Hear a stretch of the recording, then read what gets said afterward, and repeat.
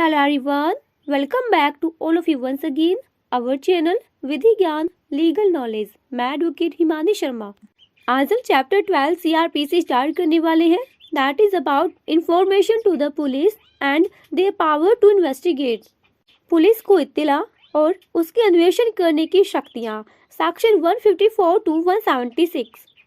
इससे पहले हम टॉपिक को स्टार्ट करें, आपको बता दें कि अपने वीडियोस के लास्ट में हम टॉपिक से रिलेटेड कुछ इंपॉर्टेंट क्वेश्चंस आपसे पूछा करेंगे, जिनका आंसर आपको कमेंट बॉक्स में देना होगा। ओके, तो आज हम सेक्शन 154 को टेकअप करेंगे।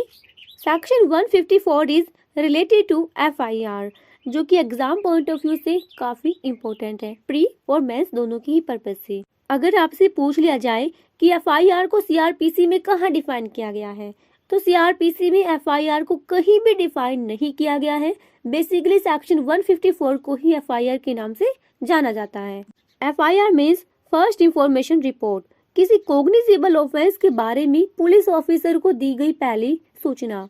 जब भी कभी कोई ऑफेंस कमिट होता है या कोई क्रिमिनल एक्टिविटी होती है, तो उसकी जो सबसे पहली इंफॉर्मेशन होती है वो देते हैं आप पुलिस ऑफिसर को। ओके, और FIR जो है इसको इन्वेस्टिगेशन की नींव कहा जाता है। So now we have to continue section 154, information in cognizable cases, संज्ञेय मामलों में इत्तला। तो पहला जो इम्पोर्टेंट क्वेश्चन है वो आपका यहीं से बन जाता है कि FIR जो है वो केवल कॉग्निजेबल केसेस में ही की जाती है। बात करें अगर नॉन कॉग्निजेबल ऑफेंस की, तो उसमें होती है NCR, non cognizable report, section 155, जिसको हम नेक्स्ट पार्ट में डिस्कस करेंगे। ठीक है, तो FIR की मेन पॉइंट्स की अगर बात करें तो सबसे पहला पॉइंट यही है कि FIR is relating to only cognizable offence. FIR केवल कॉग्निजेबल ऑफेंस में ही की जाती है। एंड सेकेंडली, इंफॉर्मेशन दी किसको जाएगी? Officer in charge of a police station को। सो FIR reduce by officer in charge of a police station into writing. In writing इसको रिड्यूस किया जाएगा। एंड थर्डली, ये ओरल भी हो सकती है और रिटन भी। आप इसको मौखिक भी दे सकते हैं और लिखित में भी दे सकते हैं। अगर आपने मौखिक दी है तो उसको लेखपद किया जाएगा, आपको पढ़कर सुनाया जाएगा कि आपने जो भी कहा है वही लिखा गया है। And next, sign by informant, जो भी व्यक्ति इत्तला दे रहा है उसका सिग्नेचर उस पर लिया जाएगा और फ्री ऑफ कॉस्ट एक कॉपी उसको दे दी जाएगी FIR की। और अगर इन्फॉर्मेंट सिग्नेचर करने से मना कर देता है तो IPC के सेक्शन 180 में उसको पनिश किया जाएगा। और जरूरी नहीं कि विक्टिम ही FIR लॉज कराए, कोई भी व्यक्ति जिसके संज्ञान में अपराध घटित हुआ है वो भी FIR लॉज करा सकता है। एंड लास्ट पॉइंट ये है कि नो एविडेंसरी वैल्यू, FIR जो है इसकी कोई भी एविडेंसरी वैल्यू नहीं है, ये ठोस सबूत नहीं है। ओके, तो ये थी FIR के बारे में कुछ बेसिक सी नॉलेज। अब आते हैं अपने टॉपिक पर। Section 154, information in cognizable cases.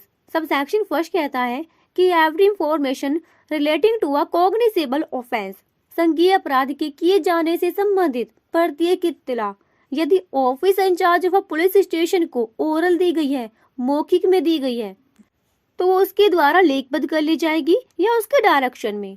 और जिस भी व्यक्ति ने इत्तला दी है यानी कि इन्फॉर्मेंट, उसको वो पढ़कर सुनाई जाएगी। और हर ऐसी इंफॉर्मेशन पर, चाहे आपने वो लिखित में दी हो या आपने मौखिक दी तब उसको लेखबद्ध किया गया, तो वो जो इंफॉर्मेंट है जिसने इत्तला दी है उसका सिग्नेचर FIR पर लिया जाएगा। और जो भी इंफॉर्मेशन आप दे रहे हैं उसका सार ऐसी बुक में एंटर किया जाएगा जिसे स्टेट गवर्नमेंट ने इन दिस बिहाफ प्रेस्क्राइब किया हुआ है। निर्भया गैंग रेप के बाद 2013 के संशोधन के द्वारा इसमें एक प्रोविजो ऐड कर दिया गया, जो कहता है कि यदि किसी स्त्री के द्वारा इंफॉर्मेशन दी जाती है जिसके अगेंस्ट में ऑफेंस हुआ, तो ऐसी इंफॉर्मेशन, ऐसी जो इत्तला होगी वो केवल वुमेन पुलिस ऑफिसर के द्वारा ही रिकॉर्ड की जाएगी या किसी वुमेन ऑफिसर के द्वारा। देखिए, सेल वर्ड यहाँ पर यूज किया गया है। ठीक है, तो IPC के कौन से ऑफेंस की बात करता है प्रोविजो, वो देख लेते हैं। पहला, धारा 326A और 326B, जो कि एसिड अटैक से रिलेटेड है। ओके, दूसरा, धारा 354 लज्जा भंग, और धारा 354A सेक्सुअल हरासमेंट, 354B विवस्त्र करना, 354C दृश्यकारिता और 354D पीछा करना। साथ ही रेप से रिलेटेड जो भी ऑफेंस है उनकी भी यहाँ पर बात की गई है। और धारा 509 को भी प्रोविजो में शामिल किया गया है।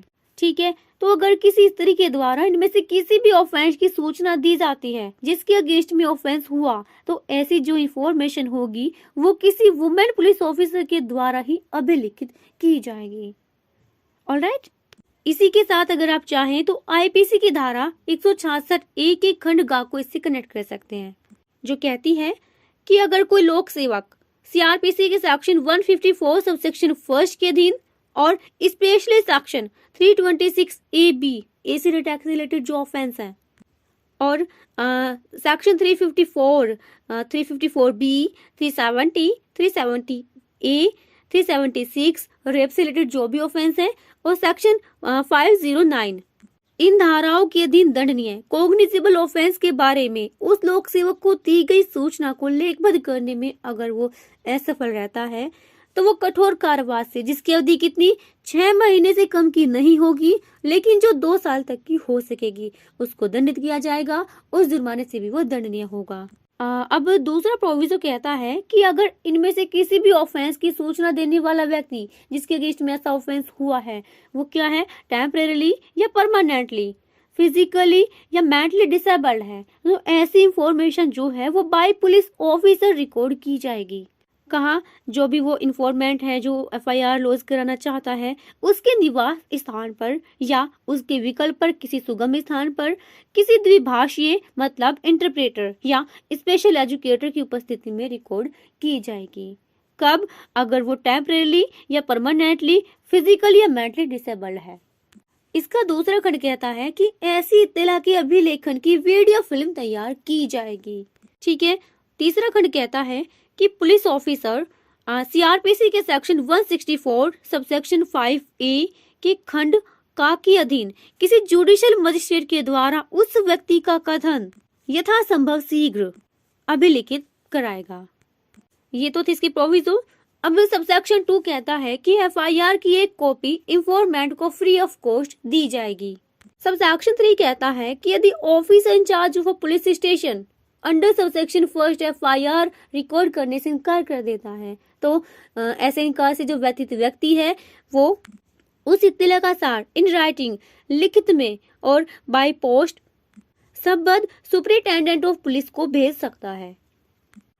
फिर सुपरिटेंडेंट ऑफ पुलिस जो है वो अगर सेटिस्फाई हो जाए कि भाई ये जो इंफॉर्मेशन है इससे कॉग्निजेबल ऑफेंस का होना प्रकट है तो वो या तो खुद इन्वेस्टिगेशन करेगा या अपने सबऑर्डिनेट किसी पुलिस ऑफिसर को डायरेक्ट कर देगा और उस ऑफिसर को उस अपराध के बारे में office in charge of police station की सभी पावर्स होंगी।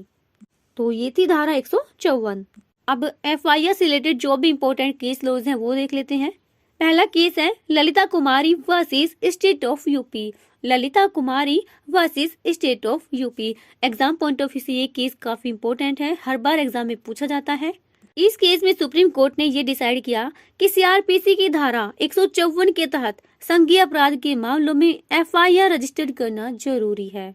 इस केस में मुद्दा ये उठाया गया कि क्या एक पुलिस ऑफिसर सीआरपीसी की धारा 154 के तहत एफआईआर को रजिस्टर्ड करने के लिए बाध्य है। तो सुप्रीम कोर्ट ने ये डिसाइड किया कि अगर कोई इन्फॉर्मेंट कॉग्निजेबल ऑफेंस की इंफॉर्मेशन लेकर पुलिस ऑफिसर के पास जाता है तो वो पुलिस ऑफिसर जो है उस एफआईआर को दर्ज करने के लिए बाध्य है। और अगर पुलिस ऑफिसर को लगे कि ये कॉग्निजेबल ऑफेंस के रिलेटेड नहीं है तो वो एक प्रीलिमिनरी इंक्वायरी भी कंडक्ट कर सकता है। ऑलराइट, अब दूसरा केस देख लेते हैं। Youth bar association of India versus union of India 2016। Youth bar association of India versus union of India. इस केस में सुप्रीम कोर्ट ने ये डिसाइड किया कि एफआईआर दर्ज होने के 24 घंटे के भीतर विद इन 24 आवर्स इसकी कॉपी को ऑनलाइन अपलोड किया जाएगा। कोर्ट ने कहा कि ऐसा अपराध जो कि संवेदनशील है जैसे लैंगिक अपराध, राजद्रोह, आतंकवाद आदि के मामले में एफआईआर दर्ज होने के 24 घंटे के भीतर इसकी कॉपी को ऑनलाइन अपलोड किया जाएगा। तो आज का टॉपिक हमारा कंप्लीट हुआ। अब टॉपिक से रिलेटेड जो भी इंपॉर्टेंट क्वेश्चंस हैं वो देख लेते हैं जो एग्जाम में पूछे जाते हैं।